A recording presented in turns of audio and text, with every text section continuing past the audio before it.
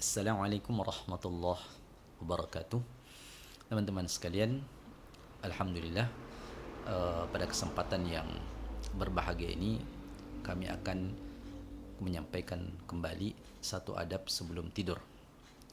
Di antara adab sebelum tidur, yakni kita dianjurkan untuk berwudu, sebagaimana disebutkan dalam sebuah hadis Nabi sallallahu alaihi wasallam bersabda, "Idza ataita madja'ak fatawadda' wudu'aka lis-salah." Apabila kalian mendatangi tempat tidur kalian, maka berwudulah sebagaimana kalian wudu untuk salat. Ya. Thumma taji' ala shikkikal aiman. Kemudian berbaringlah di sisi kanan kalian, miring ke kanan. Ya, jadi dari hadis ini Nabi sallallahu alaihi wasallam memerintahkan kepada kita untuk berwudu. Jadi berwudu sebelum tidur itu adalah sunnah dari Nabi sallallahu alaihi wasallam. Dan dalam hadis yang lain Nabi menyebutkan tentang apa keutamaan wudu sebelum tidur. Nabi mengatakan, "Idza bata tahiran bata fi syi'arihi malak." Jika kalian tidur dalam keadaan suci, maka malaikat akan bersama dalam pakaian. Artinya malaikat akan terus bersama dengan kalian. Ya.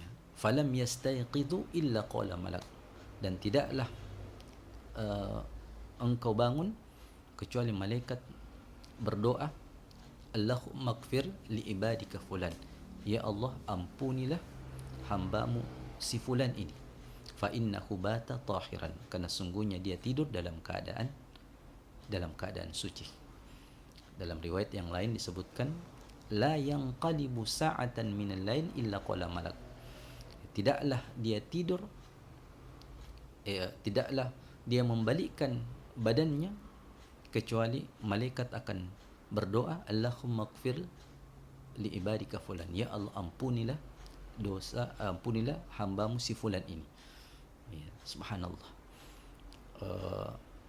Al-Hafidh Ibn Hajar rahimahullah mengatakan, di antara manfaat wudu itu adalah ketika kita tidur dalam keadaan suci, kemudian takdir kita meninggal dalam keadaan tidur tersebut, maka kita meninggal dalam keadaan sempurna karena kita dalam keadaan suci. Bahkan dalam riwayat yang lain disebutkan keutamaannya, ma min muslim yabitu ala dzikri tahiran. Tidaklah seorang muslim tidur, ya, bermalam dalam keadaan dia berzikir dan dalam keadaan suci, ya. Kemudian dia terbangun, ya, dia suatu malam, ya, fayasalullaha khairan minad dunya wal akhirah. Kemudian dia berdoa kepada Allah Subhanahu wa taala, ya, meminta kebaikan dunia dan kebaikan akhirat, illa a'tahu iyyahu, kecuali Allah Subhanahu wa taala akan mengabulkan permohonannya. Subhanallah. Ya, jadi berwudu sebelum tidur ini banyak sekali manfaatnya.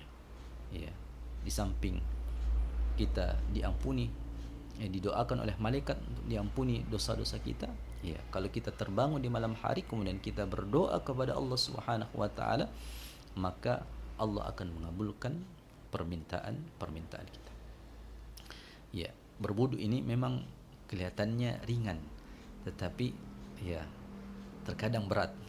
Ya, terkadang berat. Namun seorang muslim yang benar-benar ingin menjalankan sunnah dari Nabi sallallahu alaihi wasallam, tentu dia berusaha bagaimana caranya agar dia bisa menjalankan setiap sunnah dari sunnah Nabi sallallahu alaihi wasallam, agar dia bisa mendapatkan pahala dari Allah Subhanahu wa taala.